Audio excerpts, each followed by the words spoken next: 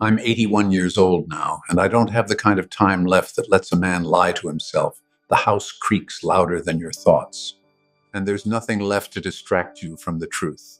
So I've been thinking about you, 22 years old, standing at the edge of everything. You think your life is just beginning. In some ways it is, but in ways you can't see yet. It's already taking shape in permanent lines. I'm sorry. I'm sorry for the things I'm about to let you believe. You're so certain that time is generous. You think it stretches endlessly in front of you like an open road. You think mistakes can be corrected later. Apologies can be made later. Visits can happen later. Love can wait. It can't. At 22, you're hungry. That's not a bad thing. You want to prove yourself. You want to be respected. You want to build something solid so no one can ever look down on you again. I understand that. I remember how it felt to stand in a small apartment with secondhand furniture and swear you'd never feel small again. You won't stay small, but you will grow in ways you don't expect. In your 20s, you'll choose work every time, not because you don't love people, but because you're afraid. Afraid of being ordinary, afraid of not being enough. So you'll say yes to extra hours.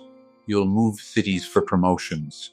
You'll miss birthdays because flights are expensive and deadlines feel urgent. You'll tell yourself, this is temporary. It won't be. In your 30s, you'll have a wife who looks at you like you're her whole world. She won't ask for much, just dinner at the table sometimes, just your eyes off the television, just your presence without the weight of your exhaustion pressing against her. You'll love her. That's the hard part. You will love her deeply, but you'll keep choosing what feels necessary over what is necessary. You'll tell yourself you're doing it for her, for the house, for the future, for stability. You'll think love is proven through provision.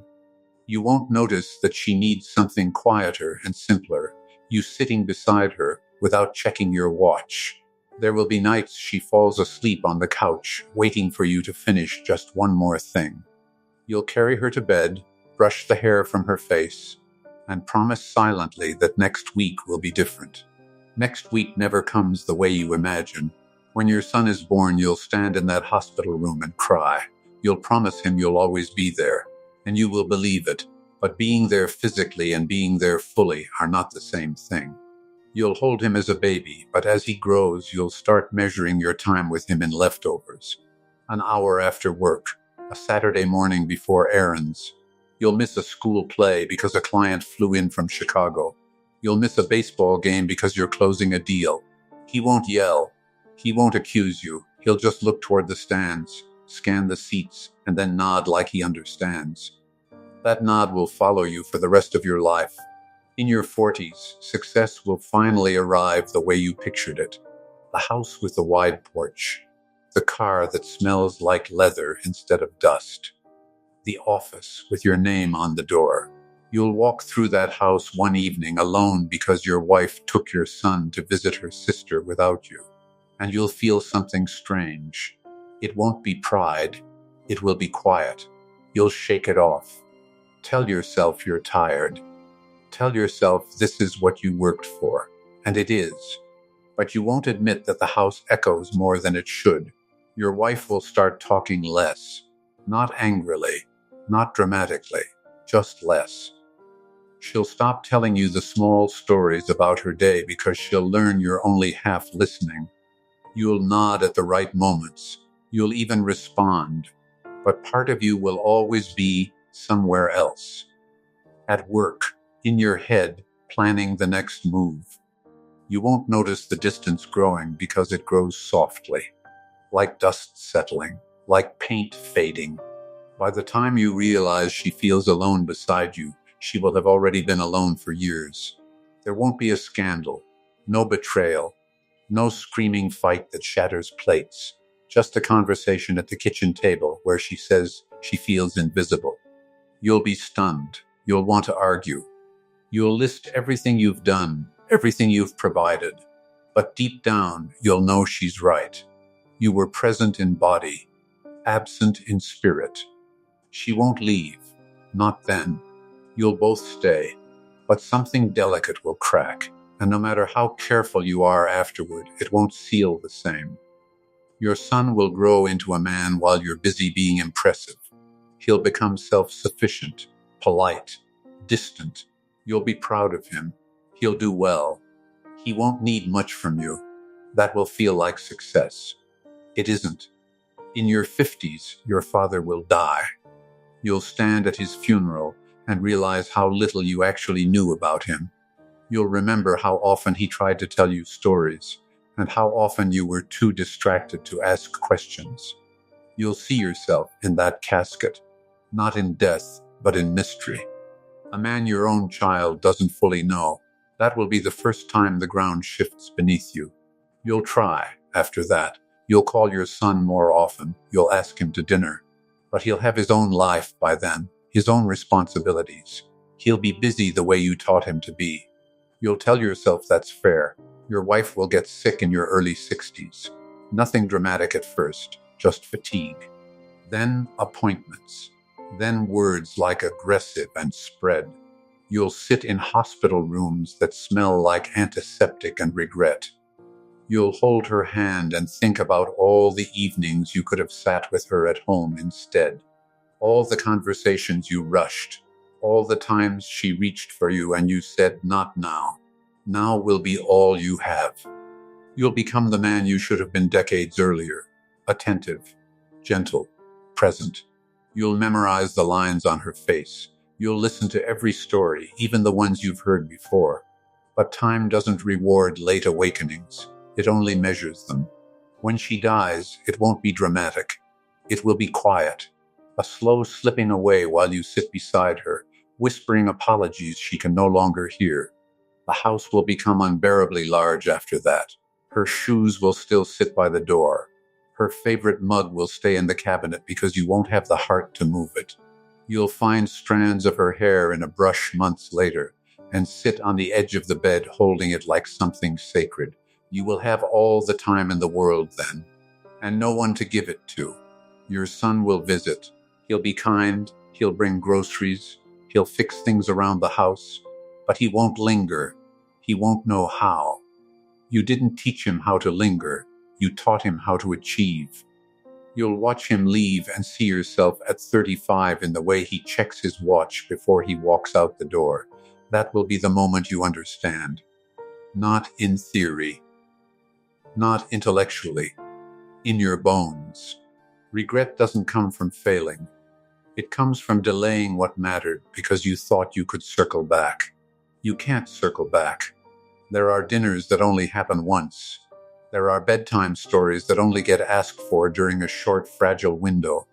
There are hands that only reach for yours for a limited number of years. You thought love would wait patiently while you built a life worthy of it. But love was the life. Now at 81, my days are simple. I wake up early because sleep doesn't hold me long anymore. I make coffee for one. I sit by the window and watch the light move across the yard. Sometimes I talk out loud to your mother. I tell her about the weather, about the neighbor's dog, about how sorry I am. I don't know if she hears me. I hope she does. I look at old photographs more than I should. There's one of you at 22 standing beside a beat-up car with a grin that says you're unstoppable. I want to step into that picture and grab your shoulders. I don't want to change your ambition. I don't want to take away your drive. I just want to whisper, slow down, sit at the table a little longer, miss a meeting, let someone else handle it. The world won't collapse. Your career won't vanish. But the people you love will quietly adjust to your absence. And one day they'll stop expecting you. That's the part no one warns you about. People adapt. They lower their expectations. They stop asking. You mistake that for understanding. It's resignation. I'm not telling you to abandon responsibility. I know you. You wouldn't listen anyway. Responsibility matters. Providing matters. But presence matters more than you think. When your son asks you to play catch, put down the folder. When your wife wants to talk about nothing important, understand that it is important. When your father repeats a story, let him repeat it. There will come a day when no one repeats anything to you. I sit here now with a lifetime of accomplishments that don't speak back. Awards gather dust. The house stands firm. The bank account is stable. And I would trade a painful amount of it for one ordinary Tuesday evening at the kitchen table with all of them still alive and unaware of how precious they were. You don't feel precious moments while they're happening. They feel small, routine, replaceable. They aren't. I don't blame you entirely. You were young. You were trying. You believed what most men believe, that you must earn rest, earn connection, earn joy. You don't earn those things. You participate in them. There's a difference. I forgive you in a way. I know you were doing your best with the fears you carried. I just wish your best had included more stillness. Now I measure time differently. Not in quarters or fiscal years. In seasons. In how many more winters I might see. In how many more times I can walk to the mailbox without getting winded. Mortality is no longer theoretical. It sits beside me like an old acquaintance. And when my time comes, and it will, soon enough, I don't think I'll be afraid of dying. I'm afraid of the spaces I left unfilled while I was alive. If this confession reaches you somehow, if it sits with you in the quiet after you've finished listening, I hope it doesn't make you feel ashamed. I hope it makes you pause. That's all. Pause before you say later. Pause before you assume there will be another chance. Pause before you trade an evening for an email. You don't need to become a different man, just a slightly more present one. I'm 81, and I would give anything to be 22 again with this understanding. Not to be richer, not to be more successful, just to sit longer at the table. That's all I ever really wanted. I just realized it too late.